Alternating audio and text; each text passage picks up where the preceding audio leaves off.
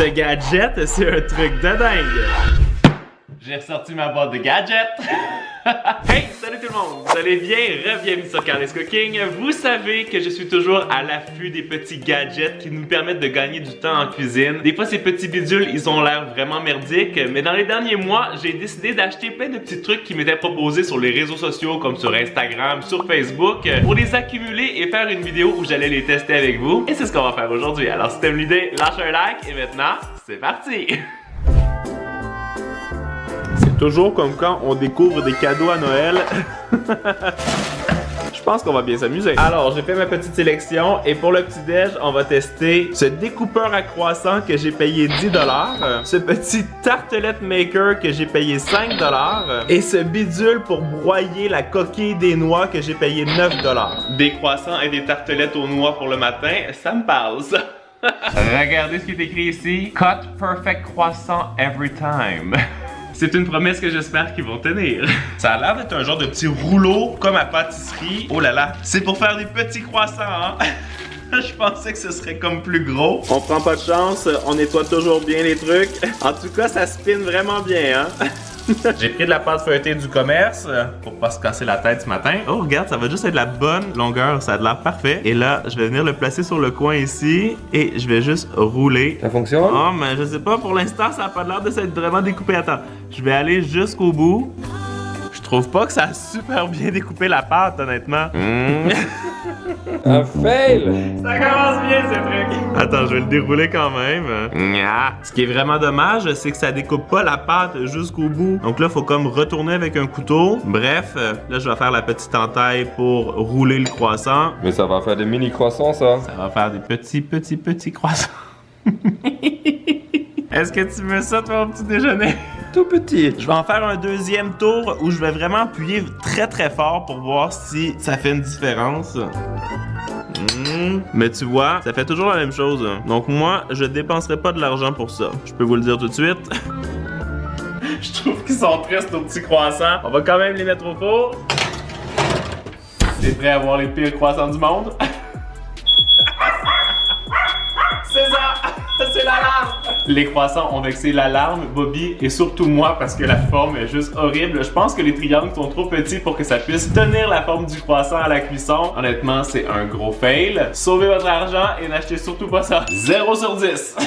J'ai plus d'espoir avec ce petit bidule qui permet de faire des petites tartelettes. C'est comme un 3 en 1. Tu peux les faire rondes, dentelées comme ça. Et ce qu'il faut faire, c'est avec ce truc qui ressemble à un champignon, tu viens enfoncer la pâte dans ton moule à cupcake. Regardez ce que ça donne. C'est assez mignon. Alors hier, j'ai préparé de la pâte sablée, de la crème pâtissière. J'ai aussi des petits fruits. Et on va se faire des tartelettes. Je vais commencer par étaler la pâte. Et parfait. Je récupère l'emporte-pièce comme ça. Je vais faire des formes dentelées et des formes rondes. Je vais enlever les chutes de pâte. Je récupère une forme, je viens le mettre comme ça dans le moule et je viens enfoncer avec le petit champignon. Ouh, c'est parfait. C'est génial. Ça, c'est trop bien. On va le tester avec une forme ronde. En fait, t'as pas besoin de façonner la pâte, c'est comme si ça le fait pour toi. Oh, par contre, regarde, ça a déchiré. Oh non. J'ai l'impression que les petites fleurs, ça va mieux parce qu'il y a moins de pression sur les côtés. Ça glisse fait tout seul. C'est vraiment bien. Au final, j'ai décidé de seulement faire les petites fleurs parce que ça tenait bien. On va faire cuire. Est-ce que tu penses que ça a bien marché? J'espère surtout que ça va avoir bien gardé la forme des petites dents autour. On va voir. Ah, c'est parfait. Oh, c'est vraiment c'est cute. vraiment génial. Et en plus, ça sent méga bon. Je les ai laissés refroidir et là, on va voir si ça se démoule bien. C'est vraiment nickel. C'est trop cute comme ça. Vraiment. Il reste maintenant à les garnir avec la crème. On va venir déposer quelques petits fruits frais, des petites myrtilles, des bleuets. Déjà comme ça, c'est super cute. Je dirais que c'est un 7 sur 10 parce que pour les gens qui ont de la difficulté à façonner la pâte des petites tartelettes, ça peut aider. Je le valide. Et pour finir de décorer les petites tartelettes, je me suis dit qu'on allait tester le truc pour casser les noix. Écoute le bruit. C'est pas comme le casse-noisette qu'on a vu en Allemagne, hein? Vraiment pas. Ici, tu veux mettre les grosses noix de Grenoble. Puis ici, c'est pour les petites noisettes. Il faut pas s'accrocher avec Non, le non, truc. non. J'ai les deux sortes de noix. On va commencer avec les noix de Grenoble. Alors, est-ce que ça va fonctionner? Ça peut splasher, hein? Oh non! Je te l'avais dit! J'ai pas mis tant de pression en plus, là, c'était vraiment pas optimal. Il y en a partout. Ça aurait été mieux de mettre la main sur le dessus, mais ça a quand même bien fonctionné, ça l'a cassé. On peut facilement récupérer les cerneaux de noix, c'est génial. Je vais tester la petite noisette. Celle-ci, on la met dans la petite cuillère comme ça. Je vais mettre ma main sur le dessus, ok? Oui. Ah, attends, ça fonctionne bien. Comme Marie-Antoinette. Regarde, c'est parfait. La tête est cassée.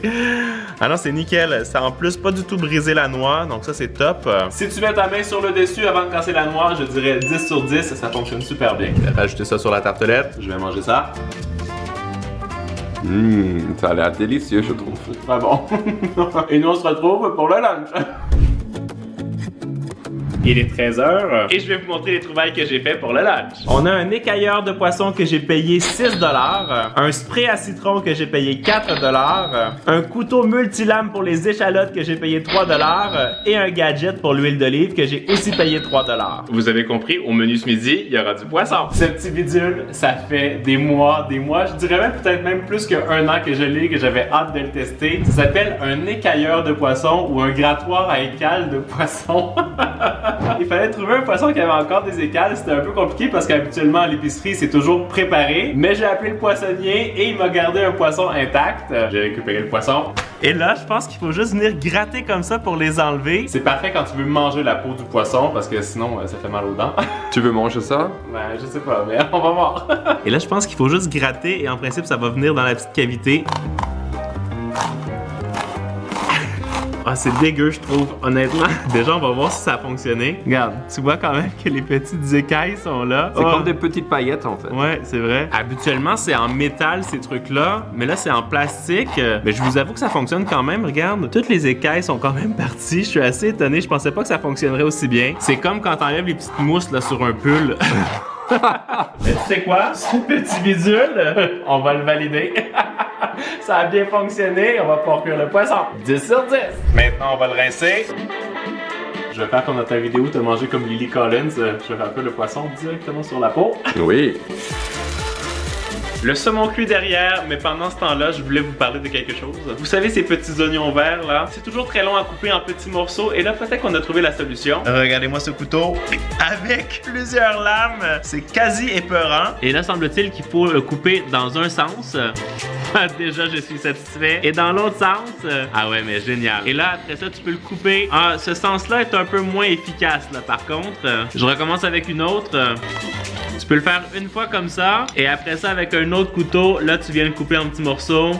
Et ça c'est pas mal. C'est juste dommage que tu puisses pas l'utiliser pour découper comme ça devient trop fin et ça se brise. J'avais espoir d'être plus satisfait, mais je vais dire que ça, c'est un 2 sur 10 parce que si tu faut un autre couteau pour pouvoir couper tes légumes, ça fonctionne pas. Je les récupère et je les mets sur mon poisson. Il reste à ajouter un petit trait d'huile et du citron et on va tester nos deux autres gadgets. Ça c'est un petit spray à jus de citron. Faut je pense couper le haut du citron. Ensuite on vient le visser à l'intérieur. Jusqu'à présent c'est plutôt pas mal je dirais. Je veux le tester comme ça, ok? Ça fonctionne. Allez! Attends sur mon poisson. On va le vaporiser sur le poisson. J'ai l'impression que t'as pris tout le jus par contre parce que là, attends, peut-être que si j'ai... Non, il faut juste squeezer là. Ah oui, mais regarde, quand tu sprays, ah mais ça fonctionne super. Ça, quand t'as des invités, que tu veux faire une petite salade super santé avec une vinaigrette, citron et huile, c'est nickel. Ou pour ta routine le matin, allez ouvrir la bouche. Allez. C'est bien, non? Ça, clairement, 10 sur 10. Et pour l'huile, on a la petite lampe d'Aladin. Est-ce qu'on peut la frotter comme ça et il y a une chin qui sort? Toi, le chin. C'est quoi que tu veux? Tu vas voir. On vient ouvrir la bouteille d'huile. Là, il faut enlever ce qui est déjà dessus. Tu viens glisser ça dessus. Regarde comme c'est cute déjà. Et là, ce qu'il reste à faire, tu peux venir verser ton huile si ça fonctionne. Ah, ça coule en tout petit filet. C'est vraiment parfait. Je pensais que ça coulerait plus vite.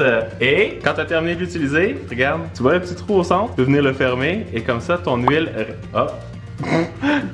Oh non! Ça aurait été tellement parfait si ça avait fonctionné parce que ça aurait gardé l'huile vraiment au frais. Appuie plus fort. Mais non, ça marche pas. Oh non! Non! Oh mais non! Oh, je voulais attends. tellement que ça fonctionne. Mon souhait s'est pas réalisé. Ah ben alors, ben ça sert pas à grand chose au final. Parce que Pour le filmage, 3 sur 10, non? il y a 2 sur 10.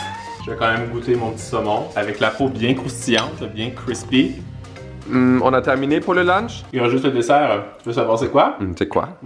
J'ai trouvé des petits sacs comme ça pour faire des popsicles à la maison. C'est assez pratique parce que, regarde, à l'extrémité, c'est un sac refermable. C'est des capotes pour les concombres? Non, en fait, tu viens glisser du liquide à l'intérieur. Moi, hier, je l'ai déjà fait avec du Coca-Cola, mais du Coca-Cola à l'érable. C'est vraiment très très bon. J'ai aussi fait avec du Gatorade jaune et avec du Sprite. La seule chose qui était compliquée, c'est d'ouvrir les petits sachets. Honnêtement, c'est pas super pratique. J'ai vraiment galéré hier pour les ouvrir. Mais après ça, j'ai utilisé un petit entonnoir et j'ai versé mes liquides. Donc celui avec le Coca, avec le Gatorade et avec le Sprite. Et là, vous voyez, j'ai toujours pas été capable de l'ouvrir. C'est vraiment un peu chiant, mais on va aller voir dans le congèle. En gros, je suis pas mal certain que ça a fonctionné. Regardez ça, ils sont là. Parfait. Et là, quand c'est glacé, tu viens couper l'extrémité. Et c'est ça le dessert. C'est très bon. Le coca à l'érable, c'est délicieux. Vous savez quoi? On vient de penser avec Isaac que peut-être on pouvait même les réutiliser. Donc, si tu l'ouvres plutôt que de le couper, tu peux sortir ton popsicle. Tu vas le manger, tu nettoies les sacs et tu peux les réutiliser. Ça aussi, je vais le valider. Je vais dire 7 sur 10 parce que c'est quand même chiant à ouvrir.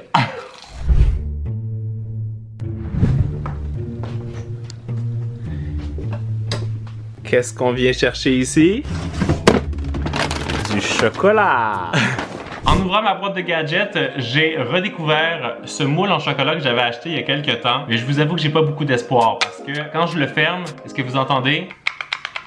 Il y a comme du jeu, j'ai l'impression que le chocolat va couler de tous les côtés. Mais on va quand même essayer. Je vais ajouter un élastique comme ça et aussi des petites pinces et on va le tester. Peut-être que Cendrillon va retrouver sa chaussure. Je vais mettre ça dans mon bol. Je vais le faire tempérer au micro-ondes.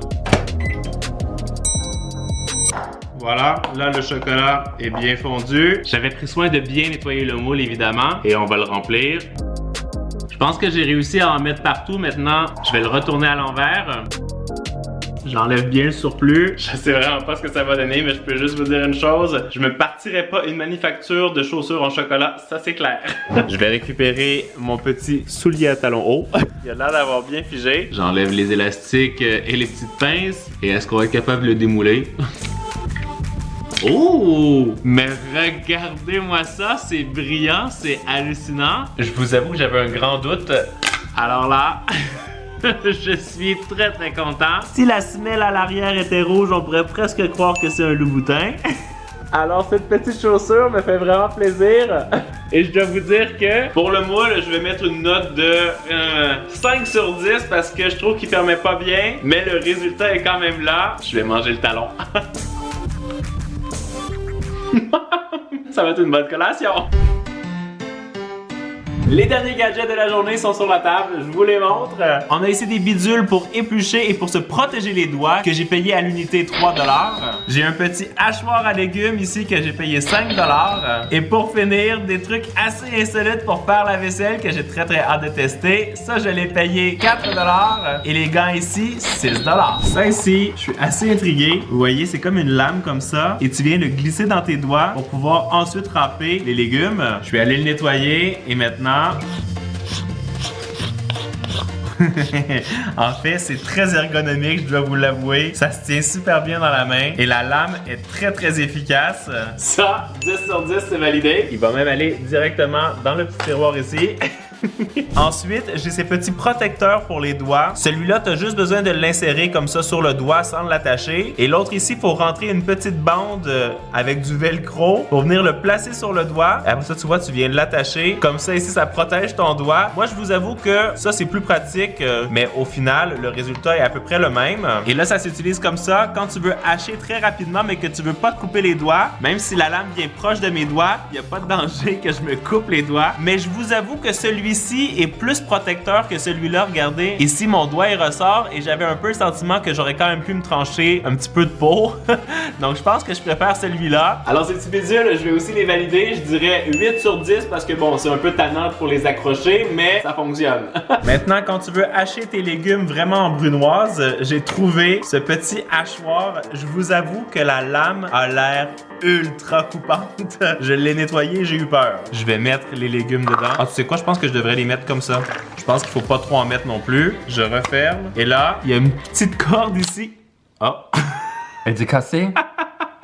Oh non, elle s'est cassée. Mais je vais quand même essayer de le fixer, là, c'est pas possible. Ok, vous voyez, il y a comme une corde. Ok, ça a l'air de la merde, vraiment. Je pensais que ça fonctionnerait bien, mais je pense que les carottes, c'est peut-être trop dur. Mais là, C'est peut-être pas la bonne chose. mets juste quelques-uns dedans. Ok. Je vais en mettre moins. C'est déjà bon, une portion pour Bobby et Snow là.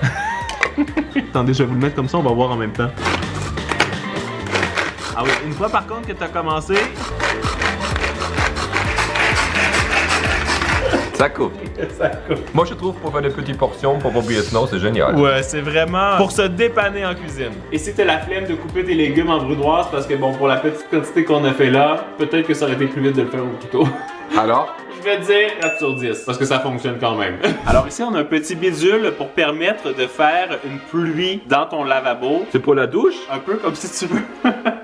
La seule chose, c'est que nous ici, j'arrive pas à l'adapter parce que vous voyez, c'est comme trop gros, alors... On va descendre en bas dans la salle de bain pour le tester. Quand c'est ouvert comme ça, t'as un jet normal, et quand tu le fermes, ça te fait la pluie. Est-ce que t'as vu la belle collection ici, juste à côté, là?